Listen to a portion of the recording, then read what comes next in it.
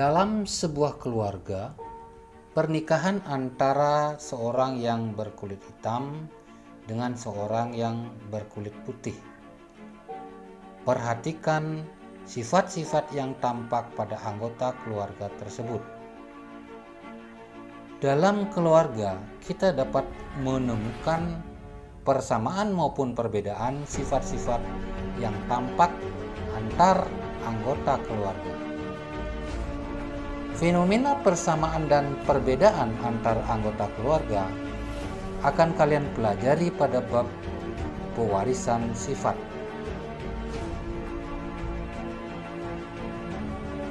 Amati ciri-ciri berikut ini. Pada gambar, ada beberapa anak yang mempunyai perbedaan dan persamaan.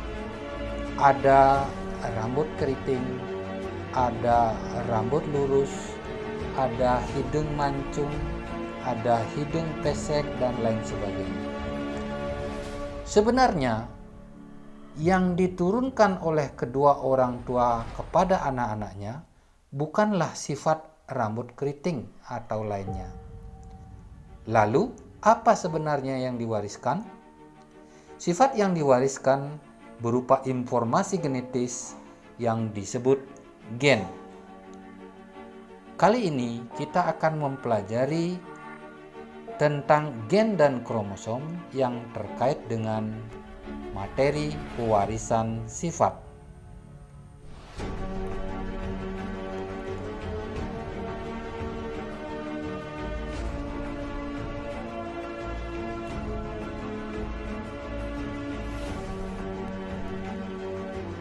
Simak video berikut ini. Ini adalah sebuah sel, di mana sel ini di dalamnya berisi organel-organel sel. Salah satunya adalah nukleus yang berada pada pusat sel atau inti sel. Di dalam inti terdapat kromosom sebagai pembawa sifat keturunan. Nah, kromosom ini di dalam kromatidnya terdapat berjuta-juta gen sebagai penentu sifat keturunan dari induknya kepada keturunannya.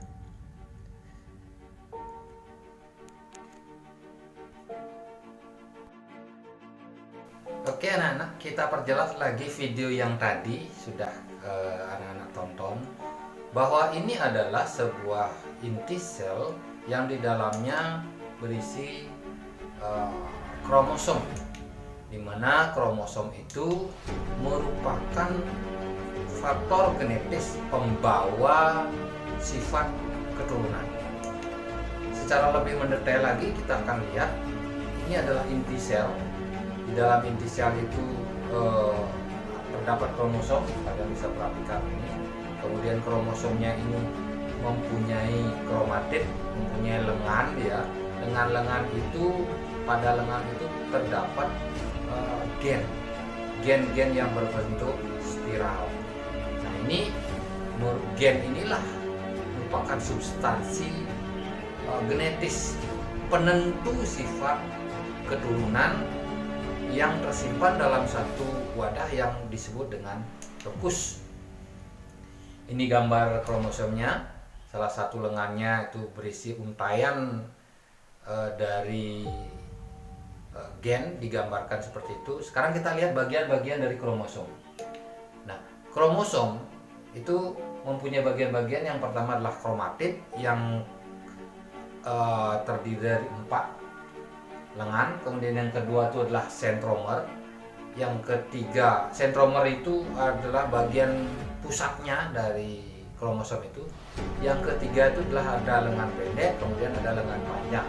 Jadi kromatid lengan pendek, lengan panjang. Nah, sekarang tipe-tipe kromosom.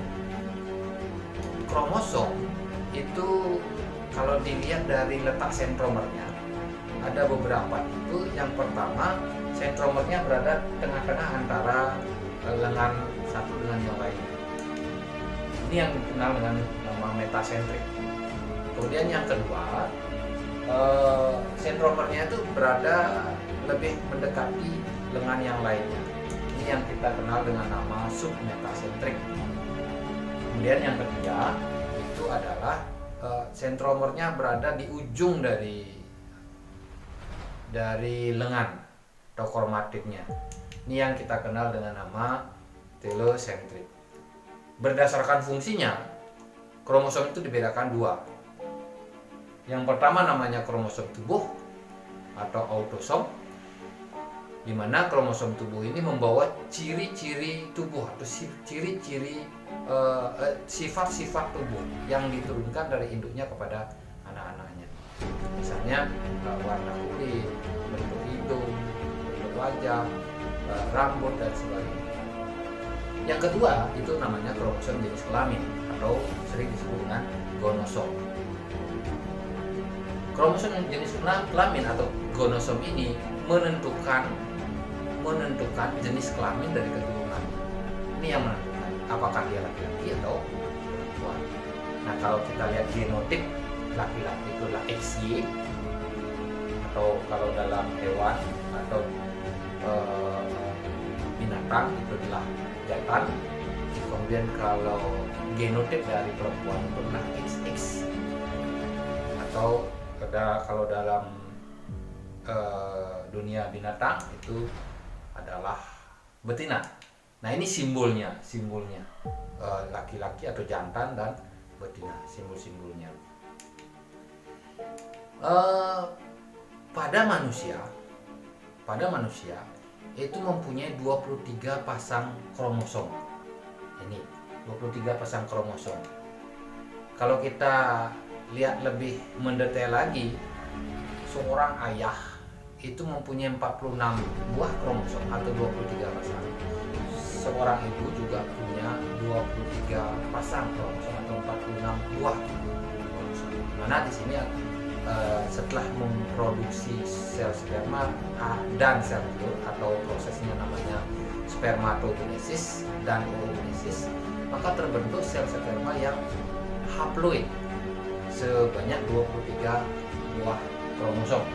Kemudian sel telur juga demikian, selnya adalah sel haploid terbentuk 23 buah kromosom atau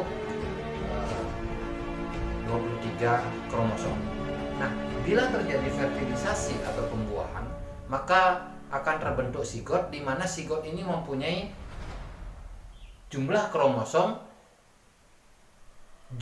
kromosom dari ayah, sel sperma dari ayah, ditambah jumlah kromosom sel telur dari sang ibu, sehingga jumlah totalnya sama dengan orang tuanya, yaitu sejumlah 46 buah kromosom atau 23 pasang. Ini akan berkembang menjadi individu baru.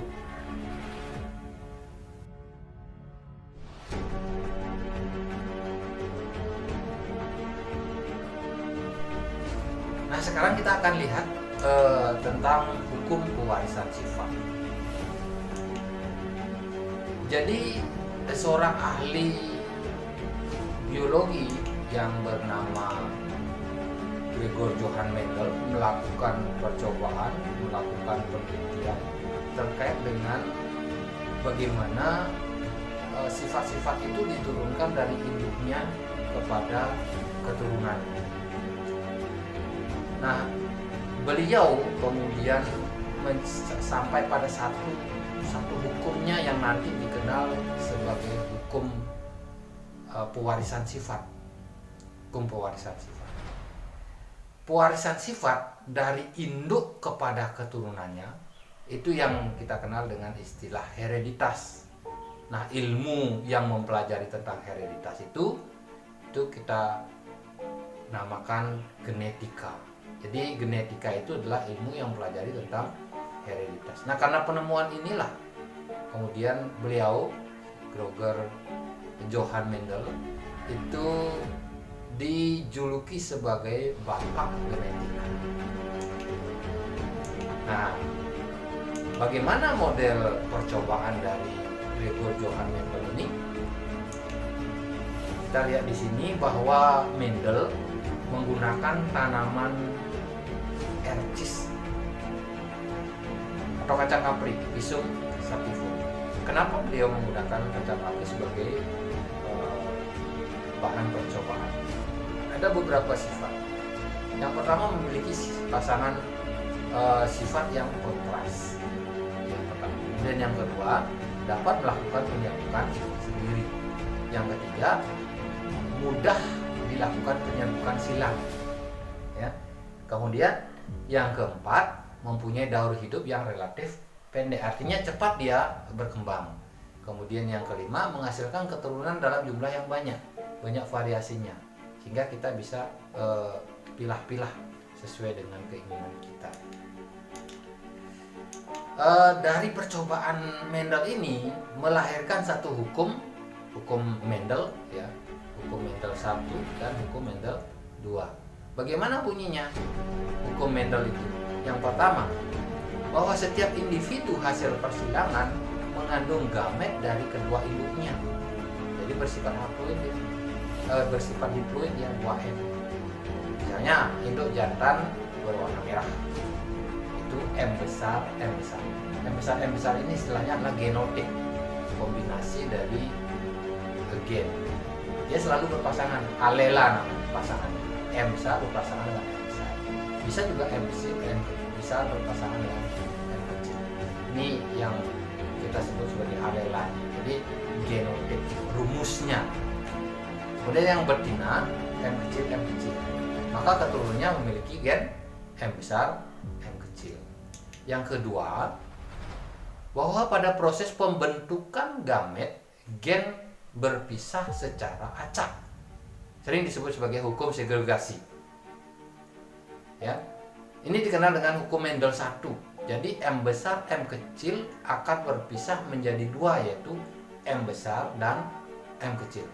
Ini gametnya, M besar, M kecil.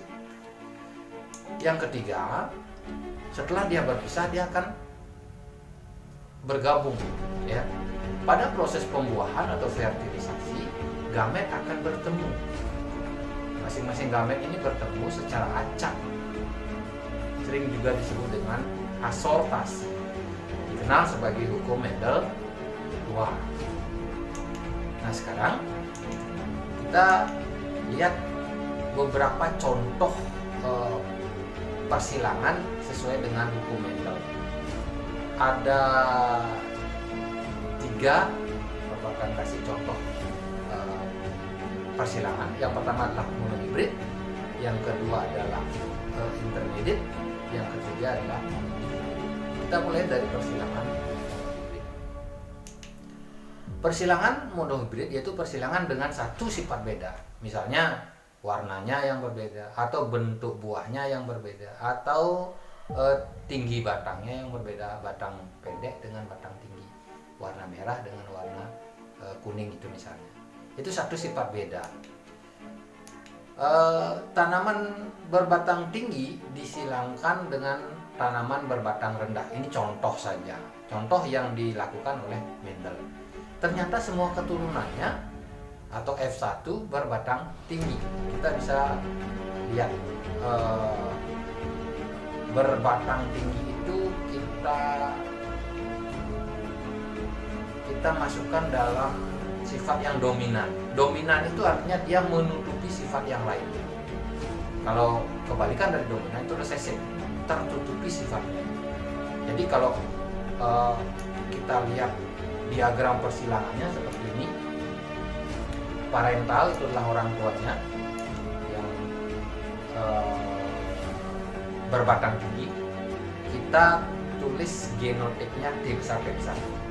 Kemudian yang berbatang rendah kita tulis genotipnya T kecil.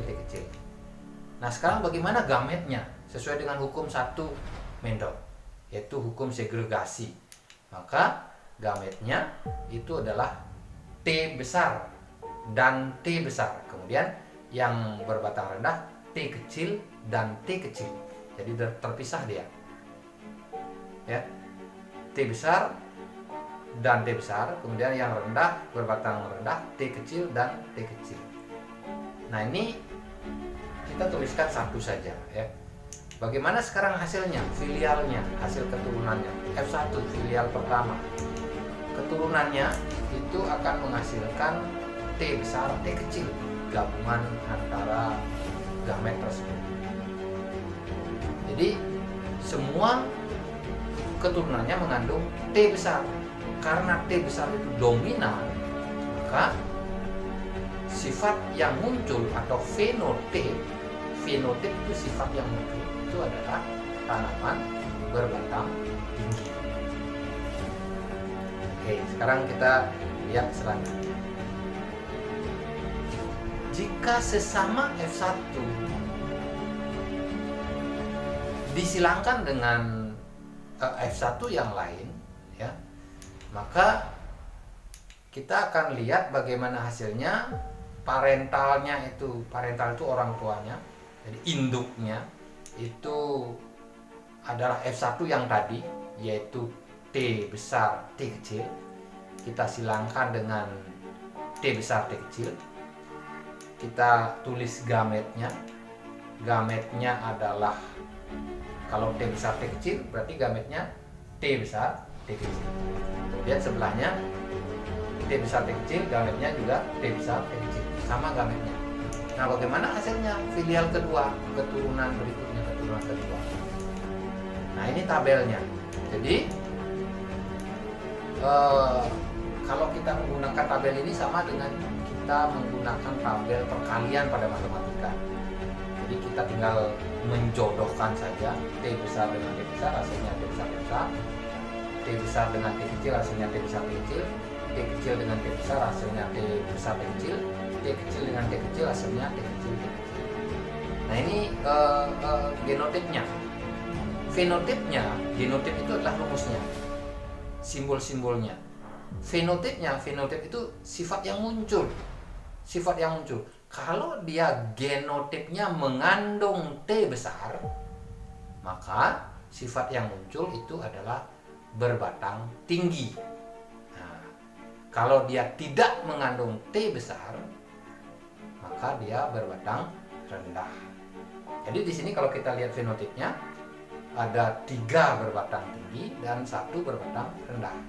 Sehingga kita bisa simpulkan bahwa untuk mono hibrid, maka perbandingan fenotipnya adalah 3:1. Tinggi banding rendah itu adalah 3:1. Sekarang kita lihat contoh yang kedua, yaitu persilangan intermediate. Untuk persilangan intermediate ini sama-sama kuat ya. Kita ambil contoh parentalnya atau induknya itu adalah bunga warna merah. Kita simbolkan genotipnya M besar. Kemudian kita silangkan dengan bunga warna putih, kita simbolkan genotipnya M kecil. Nah, kalau dia sifatnya intermediate, maka antara merah dengan putih itu tidak ada dominan, tidak ada resesif. Dia sama kuat. Artinya tidak saling menutupi sifatnya. Bagaimana gametnya? Kita lihat gametnya. Gametnya untuk yang M besar itu adalah M besar dan M besar. Kemudian yang putih itu M kecil dan M kecil. Itu gametnya. Nah, sekarang hasil persilangannya untuk F1.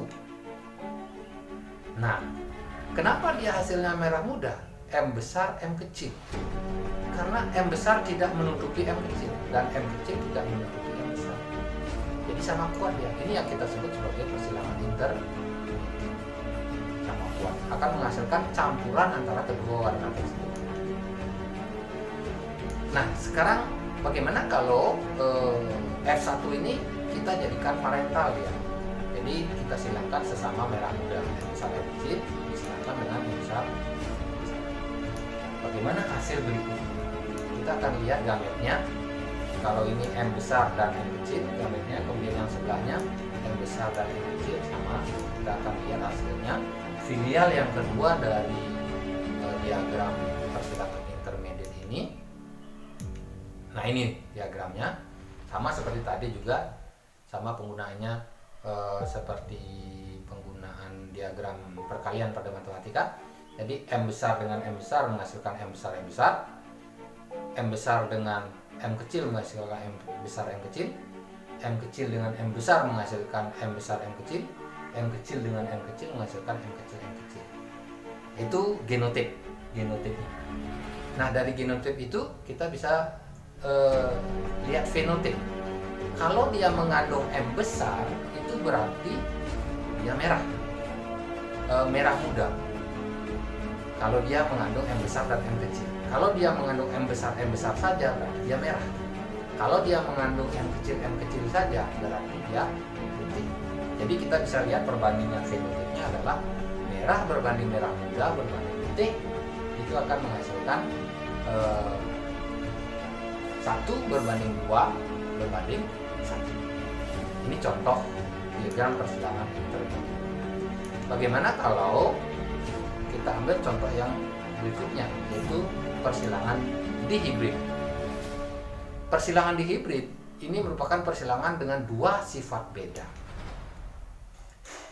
Misalnya antara warna dan bentuk, 2 sifat beda. Di sini kita ambil contoh misalnya biji bulat warna kuning disilangkan dengan tanaman biji kisut warna hijau. Biji bulat warna kuning disilangkan dengan biji kisut warna hijau. Jadi di sana ada 2 sifat beda. Sifat yang pertama adalah bentuk bijinya, ada bulat, ada kisut. Yang kedua itu adalah warnanya, ada kuning, ada hijau. Kita lihat di sini yang bulat warna kuning ini sebagai dominan, artinya menutupi sifat biji kisut dan warna kisut. Kalau dia dominan berarti dia menutupi sifat yang lain. Kita lihat diagramnya seperti ini.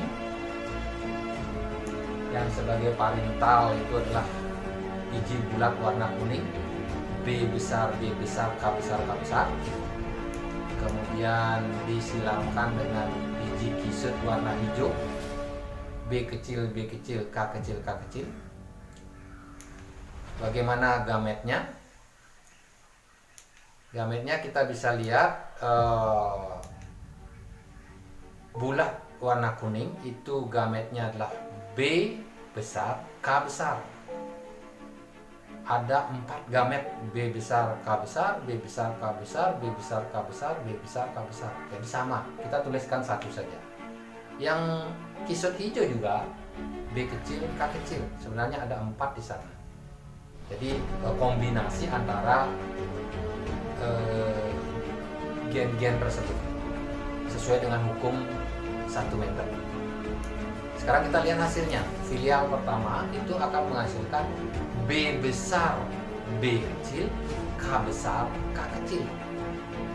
Karena B besar itu dominan terhadap B kecil, maka B besar, B kecil, fenotip yang muncul itu adalah bulat, biji bulat. Kemudian K besar, K kecil, fenotip yang muncul adalah kuning. Karena K besar itu kuning dominan terhadap hijau. Jadi bulat kuning, biji bulat warna kuning dengan genotip B besar, B kecil, K besar, K kecil. Ini F1-nya. Bagaimana kalau kita ambil misalnya F1 masing-masing kita silangkan? Kita akan mencari filial kedua, F2-nya. Nah, kalau kita silangkan, parentalnya adalah bulat kuning tadi, B besar, B kecil, K besar, K kecil. Kemudian gametnya itu adalah 4 jenis dia. Kombinasinya B besar, K besar, B besar, K kecil, B kecil, K besar, B kecil, K kecil. Demikian juga yang sebelahnya. Dia mempunyai 4 jenis gamet. Nah, 4 jenis gamet ini sesuai dengan hukum Mendel 2, dia akan bertemu secara acak, asortasi. Jadi ini sama ini, ini sama ini, ini sama ini, ini sama ini akan menghasilkan 16 keturunan F2-nya. Kita lihat hasilnya. Ini ada 16 keturunan. Jadi sesuai dengan tabel matematika yang tadi, sama caranya, dicocokkan antara yang ke bawah dengan yang ke samping, digabung dia, maka akan dihasilkan bulat warna kuning ada 9, kemudian bulat warna hijau ada 3, kemudian kisut kuning ada 3, kemudian kisut hijau ada 1.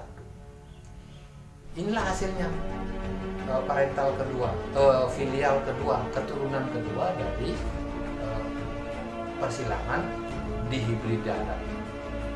Jadi kalau kita lihat perbandingan fenotipnya itu ada bulat kuning berbanding bulat hijau berbanding kisut hijau berbanding kisut kuning berbanding kisut hijau, itu adalah 9 banding 3 banding 3 banding 1. Itu perbandingan yang dihasilkan pada persilangan dihibrid.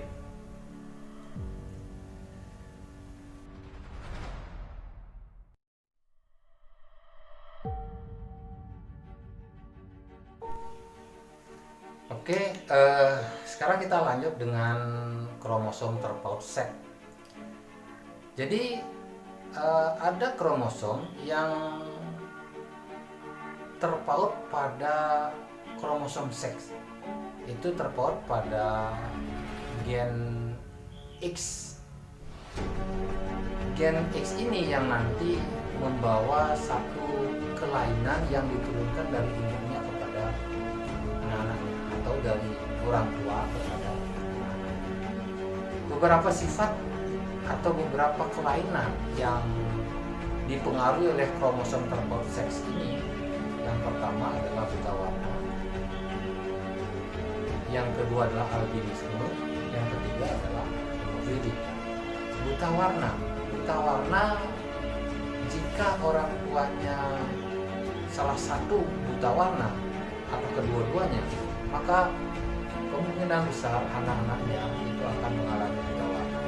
Bisa buta warna total, bisa buta warna sebagian, bisa sebagai karier atau pembawa gen buta warna.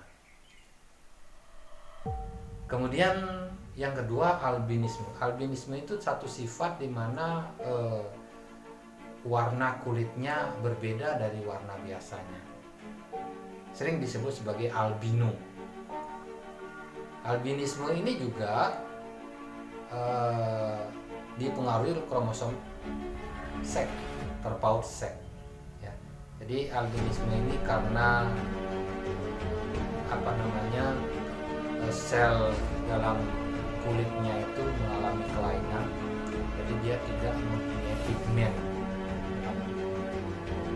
Yang ketiga itu adalah hemofili. Hemofili ini satu penyakit keturunan di mana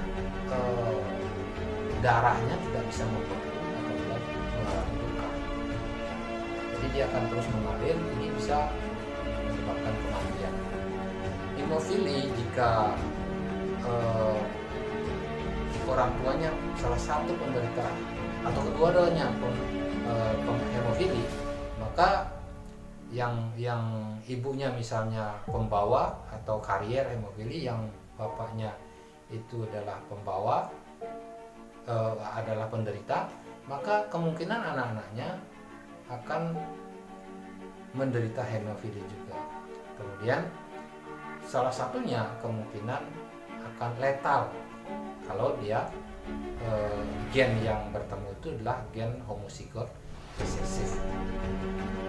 Ini menyebabkan kematian.